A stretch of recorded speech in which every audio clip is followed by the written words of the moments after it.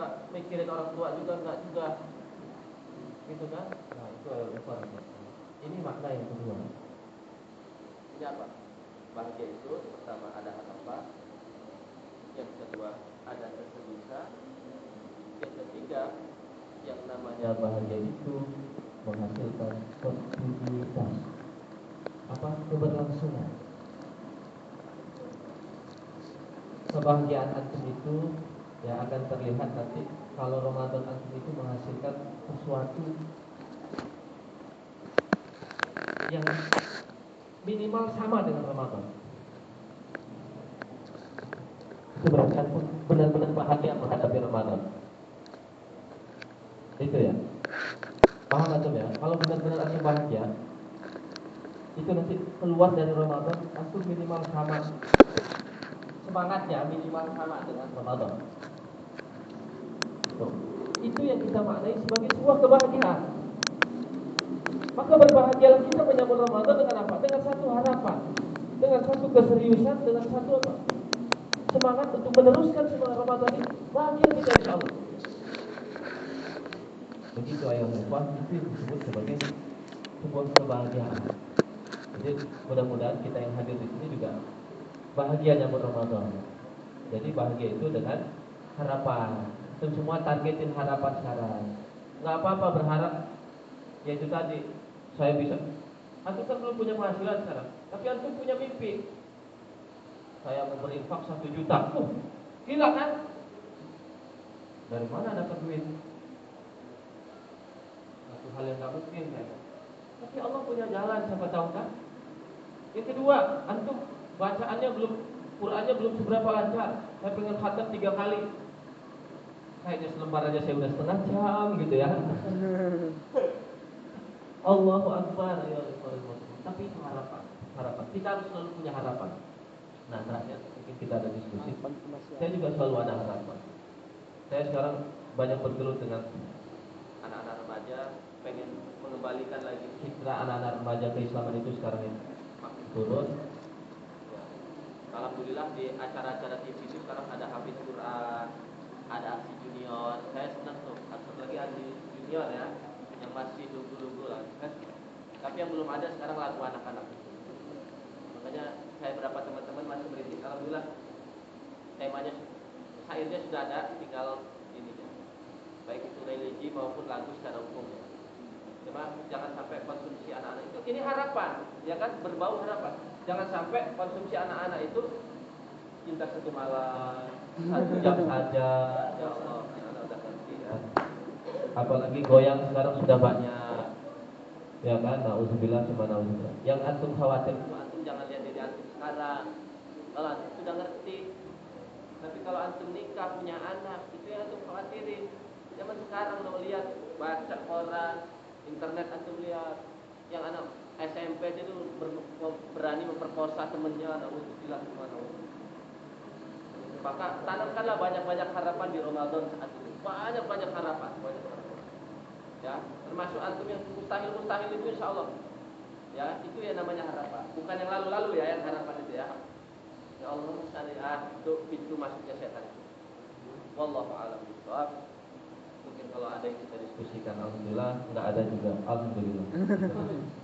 Assalamualaikum warahmatullahi wabarakatuh. Waalaikumsalam warahmatullahi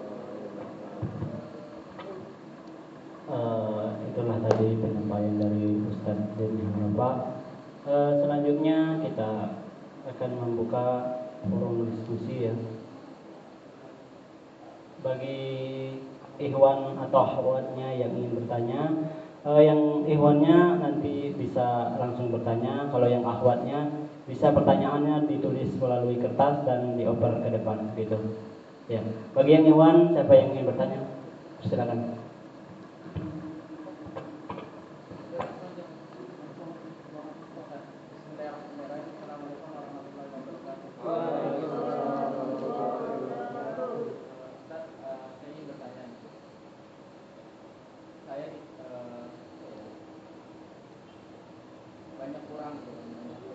Dan ketika saat ini saya menggebu-gebu gitu ingin cepat bertemu dengan bulan Ramadan. Tapi biasanya ketika di awal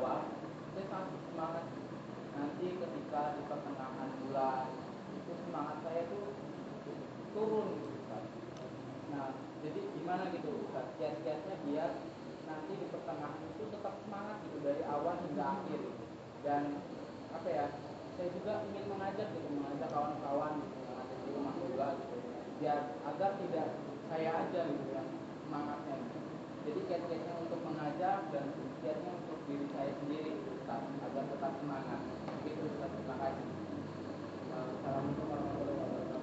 Waalaikumsalam warahmatullahi wabarakatuh. Ya, satu ya. Kayaknya agak enak ini. Nah. Jaraknya. Oh ya, gini ya.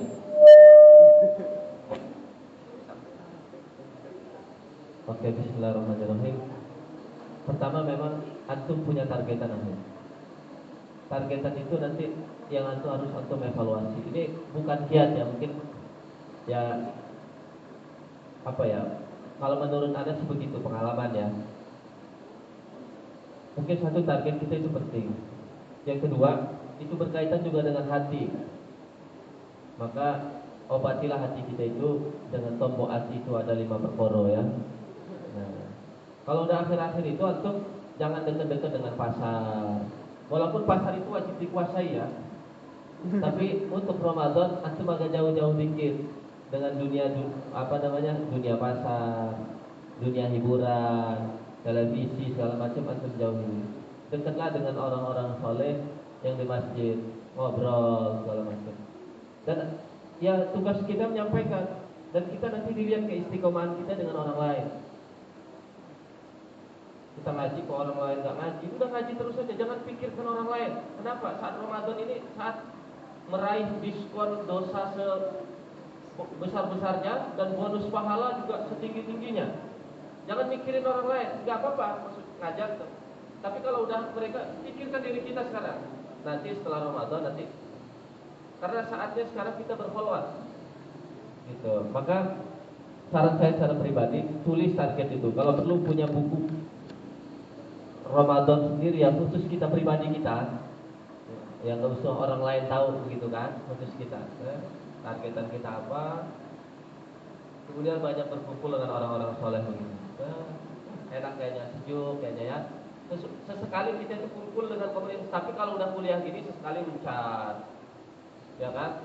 Antum ada yang gabung di seni nggak apa-apa, di penulisan, di pencinta alam, nggak apa itu dakwah kita. Kalau udah hadiri begini, ya, yang telitun walai tamayazun, berbaurlah tapi tidak rebut. Itu kan dakwahnya begitu. Tapi kalau saat Ramadan fokus tadi. Caranya begitu insya Allah. Walaupun ini bukan solusi buat antum, tapi saran ada begitu. Ya, namanya semangat kaitannya dengan hati, maka jagalah hati. Nah, kenapa? Mungkin di Ramadan antum nanti ada targetan baca buku, itu penting. Karena yang selalu target tiap tahun itu yang penting itu salah satunya baca buku. Karena kelemahan umat Islam sekarang ada di baca buku. Baca buku itu mau muntah, apalagi kita yang sudah ini punya HP, ada internet. Oh, kayaknya udah asik. Padahal itu buku ini yang terlihat. Kalau di internet itu apalagi buku kita banyak di internet tuh ya, PDF ribuan. Tapi alhamdulillah nggak ada yang dibaca. Dibaca juga nggak selesai.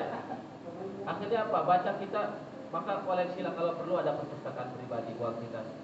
Itu investasi yang mahal. Memang kayaknya sekarang kita lihatnya duit saya habis gitu. Seharusnya saya bisa makan ikan gitu kan. Sekarang jadi makannya cuma pakai tempe. Investasi masa depan. Baca buku. Terlebih khusus buku sirah. Tafsir atau sirah lain yang Ramadan agak enjoy. Baca buku sirah itu kan enjoy. Sama kayak baca novel. Tapi novel kan fiksi. Ya, kalau ini kan ya bukan yang fiksi ya. Nah itu. Yang lain silahkan kalau ada, kalau nggak ada ya alhamdulillah.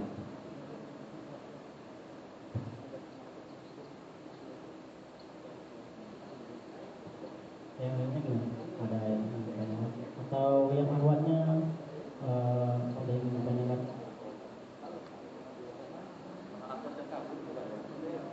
Ada kabur ya awalnya? Gimana? Ada yang bertanyakan?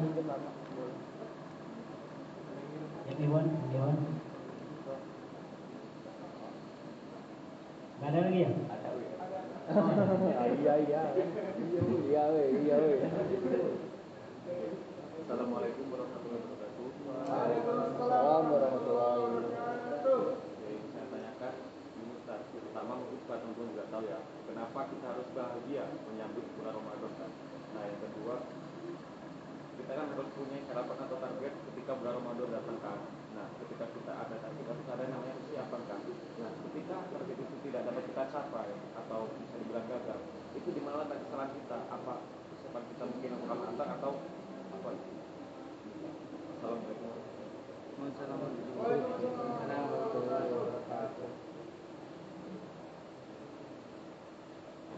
Kalau ditanya mengapa, maka jawabannya karena. Kan ada lagunya kalau ramai-ramai itu. Karena. Nah, ayyuhallazina karena ini berkaitan. Kalau ditanya biasa orang secara umum kan begini, ya perintah Allah. Wah kan gitu kan. Memang ini dalam hadisnya kita diperintahkan untuk bahagia. Kenapa? As-saumuli, puasa itu untukku kata Allah. Berarti Allah langsung yang buat. Kalau gini aja lah. Kira-kira kalau jawabannya begini, kalau kira-kira antum datang ke rumah, ya orang tua nyambutnya dengan bahagia, kita kan seneng ya, gitu. Kita pulang ke rumah, orang tua bilang begini, kok pulang nak? Nyelekit ya. Kira-kira begitu. Kenapa? Ini berkaitan dengan Allah langsung. Wa ana ajzi, kata Allah, dan aku langsung yang akan membalasnya. Begitu. Kalau tanyanya kenapa kita harus berbagi. Nah, selanjutnya kalau ditanya lagi, kalau targetan, ya namanya targetan pasti tercapai pasti tidak. Nah, tapi ada satu jawaban yang perlu aku ucapkan. Ini membuktikan bahwa kita itu manusia. Ini yang membuktikan bahwa kita itu sekali lagi manusia yang punya kelemahan, yang ini juga diatur oleh Allah Subhanahu wa taala. Syukuri. Kenapa? Berarti kita manusia lemah, termasuk sekarang. Kita harus mengevaluasi diri kita, membersihkan diri kita. Sudah jadi orang ikhlas belum kita, jadi orang baik belum kita. Kalau kita sudah merasa diri kita baik, maka sebenarnya diri kita belum baik saat ini. Maka terus perbaiki diri kita, kan begitu. Kalau kita sudah merasa diri kita ikhlas saat ini, maka dipertanyakan diri kita itu. Ya kan? Kalau kita merasa diri kita sudah ikhlas. Kalau sekarang sampai sekarang diri kita belum baik, maka terus perbaiki, karena kita masih sedikit kebaikan yang kita miliki. Termasuk juga kalau kita belum ikhlas. Kan begitu konsep ininya ya. Makanya kesempatan hari ini juga kenapa lu juga pengen hadir nih. Karena pengen ngucapin juga happy Ramadan saat ini kan. Karena kan yang namanya maaf-maafan itu lebih baik itu sebelum Ramadan ya. Sudah Ramadan juga nggak apa-apa. Itu kan karena Idul Fitri ya. Idul Fitri. Nah itu ayo ikhwan. Jadi mohon maaf, apalagi interaksi saya dengan fisip ini lebih sering sama kayak FKIP, itu lebih sering. Ya kalau fakultas-fakultas saya ya nggak seberapa gitu, kedokteran di bawahnya gitu ya. Yang lebih sering temu gini, saya pasti banyak salah kata apalagi dan lain sebagainya, itu berbahaya. Apalagi saya lebih tua daripada antum, sering ngasih tahu yang begini kan. Kalau salah menyampaikan kan dosanya banyak. Enak dosa. Anak kecil salah, kesalahannya buat diri pribadi. Kalau saya salah begini, kesalahannya buat yang dengar. Apalagi antum nyampein kepada orang lain ya. Alhamdulillah subhanallah. Kira-kira begitu ya. Mudah-mudahan antum tidak puas, saya membaca lutut. Nah, pesan anak selanjutnya, tolong perdalam lagi fikih puasa. Pemahaman ilmu-ilmu tentang puasa, fikih puasa ya. Karena ini penting. Nanti antum mohon maaf, kita kan sudah balik. Misalnya antum siang, mohon maaf mimpi basah, kan gitu kan? Kan sering dipertanyakan kan ini batal apa enggak? Kan itu yang penting ya. Itu penting loh, bukan lagi masalah kentut sekarang. Udah masalah yang begitu. Kayak antum mohon maaf, masih ngobrol-ngobrol begini, sisa semalam buka puasa bersama ada air di sini kan? Karena antum aus habis ngisi mentoring tadi keadaan singkat, ada air kan, langsung minum dipuasakan. Nggak puasa ya? Astagfirullahaladzim. Nah, udah begitu kan? Suntik atau sakit disuntik, batal nggak disuntik? Ya udah begitu. Udah mainnya. Nggak, ya itu tadi udah kentut lagi ya. Pertanyaan dari kecil kita dulu kan gitu. Termasuk apa infus, apa ya, termasuk ya dan lain sebagainya. Itu fikih puasa yang keilmuan yang harus mendalam. Kalau berbicara masalah keilmuan gitu kan panjang. Kalau ini kan tausiah ya, nasihat. Wallahu a'lam. Gimana? Cukup untuk yang awalnya? Gak ada ya? Ada.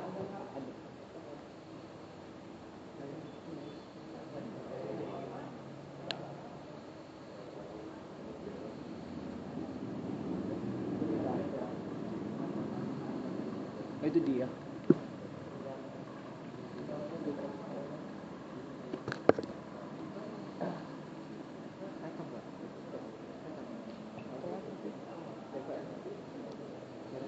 Assalamualaikum warahmatullahi wabarakatuh.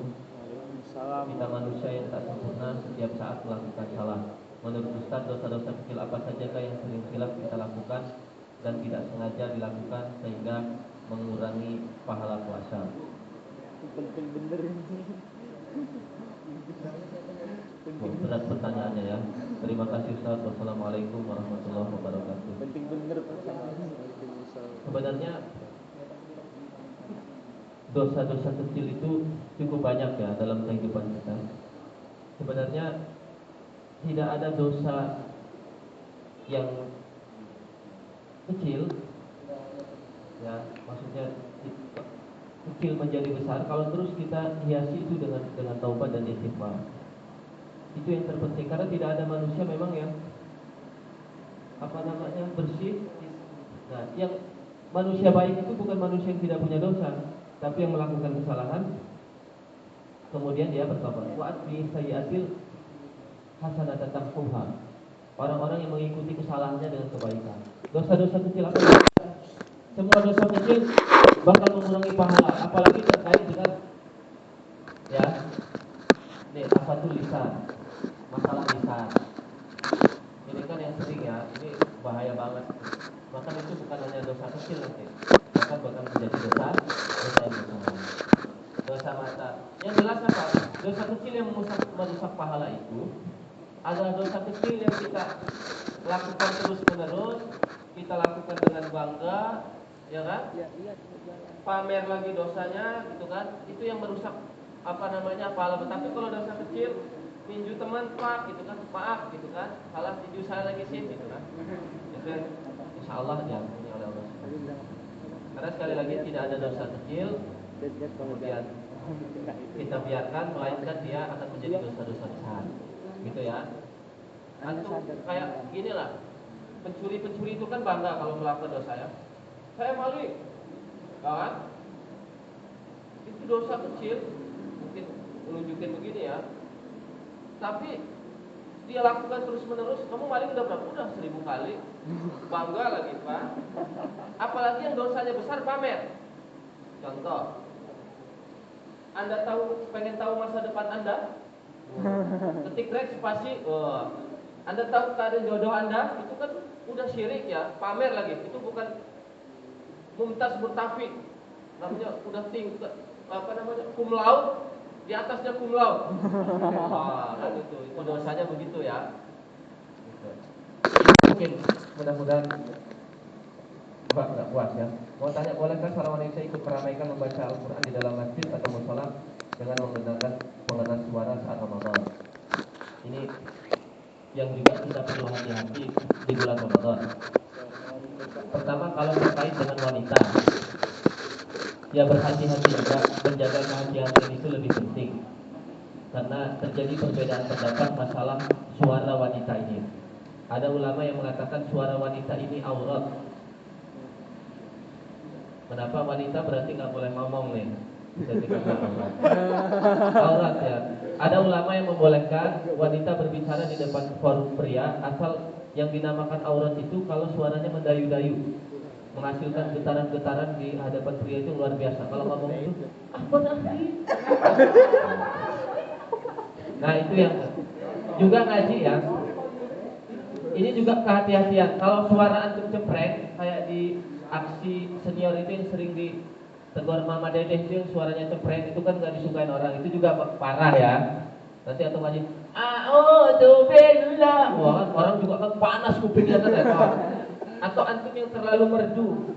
A'udzubillahi minasyaitonirrajim. Suara cewek tapi ya. Tapi kan cewek kan nggak ada yang puas ya.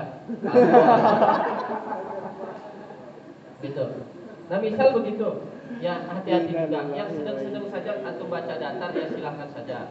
Tapi kehati-hatian kalau menurut saya, ini pertama dari suara ya. Kehati-hatian menurut saya itu lebih baik dihindari itu. Karena begini ya, dampaknya begini. Misal ada tadarusan setelah kalau antum ya, tapi kalau masyarakat secara umum jangan antum larang ya. Syukur-syukur dia mau datang ke masjid udah ngaji itu udah syukur. Udah syukur banget. Jangan antum larang, antum yang hadir di sini maksud anak. Lebih baik antum nemeni aja di orang yang itu. Itu antum ngaji tanpa pengeras suara. Biarin mereka yang pengeras suara. Karena biasanya mereka nggak pernah ngaji, ada Ramadan mereka ngaji, syukur. Syukur mereka udah ngaji, udah datang, pengen megang Quran, sudah syukur. Kalau perlu pelihara itu mereka. Nah, masalah di antum kenapa? Nanti kalau antum ngaji, A'udzubillahi minasyaitonirrajim. Oh, suaranya Laili. Wah, tetangga antum ada yang kenal antum waktu SD dulu dia naksir antum. Dia datang ke masjid. Nah, ini yang kita hindari ya, suara itu. Kalau antum yang, tapi kalau sekali lagi kalau ada masyarakat di sekitar, ibu-ibu apalagi yang suaranya udah biarin.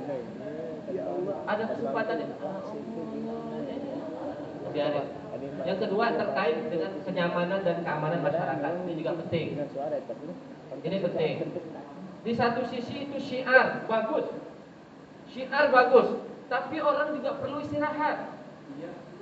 Bu ya dibatasi. Kalau saran saya secara pribadi ya, contoh tadarus Quran itu, misal selesai rata-rata Ramadan itu cepet sih ya. Jarang, paling Darul Hikmah, Darul Fatah, beberapa masjid yang 1 juz ya. Rata-rata ya 10 menit, apalagi 11 menit. Golin, amin. 10 menit selesai 11 rakaat. Kalian 23 rakaat setengah jam. Paling jam 8.10. Kalau menurut saya sih sebagai syiar supaya rame nggak masalah, tapi dibatasi jam 9 atau setengah 10. Untuk tadarus selebihnya itu untuk istirahat supaya kita bangun Ramadan itu bisa lebih awal, bisa qiyamul lail. Sholat malam selain tarawih itu kan masih ada sholat tahajud, sholat hajat atau punya keinginan. Lebih baik begitu. Kak, kan enak sih Semarang. Iya, antum enak karena jauh dari masjid. Antum coba perasaannya orang yang dekat sorong masjid. Ya kan, ada menara, pas corongnya itu di bawah dia, nah, nyelekit banget itu, nggak bisa tidur dia, sampai nggak sahur kita malah dapat dosa. Itu menurut pendapat saya. Tapi ini tergantung juga ke masyarakatnya. Tapi kalau masyarakatnya enjoy, ya terserah lah. Mau antum sampai jam 2 juga terserah, masyarakatnya enjoy. Nggak masalah kok, saya senang gitu. Ya nggak masalah. Tapi ini menurut saya menjaga persatuan itu penting. Sekali lagi menjaga persatuan itu penting. Ya, daripada kita ego pribadi, dakwah itu bukan begitu. Apalagi sesama umat Islam ya. Itu penting. Pada ribut masalah tadarus, ya orang malah nggak mau ngaji, lebih baik ya silakan monggo, kita tetap tadarus, tapi nggak suara. Itu Pak, menurut saya. Ikhwan juga gitu sama. Ya sama. Kalau mengenai pengeras suara juga sama ya. Apalagi yang afat ya lebih parah. Itu wallahu a'lam.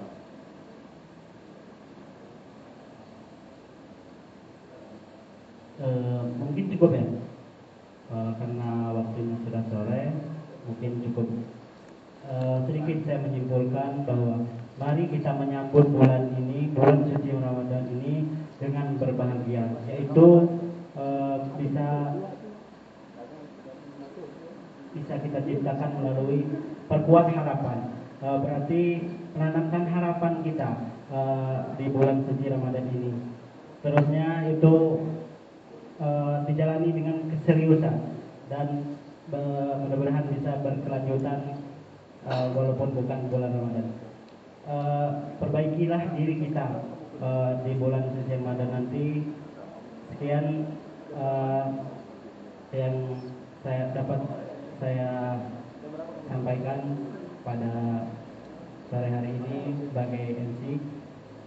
Kurang dan lebihnya mohon maaf. Taqabbalallahu minna wa minkum, taqabbal ya karim. Assalamualaikum warahmatullahi wabarakatuh. Waalaikumsalam. Dan dilanjutkan doa kafaratul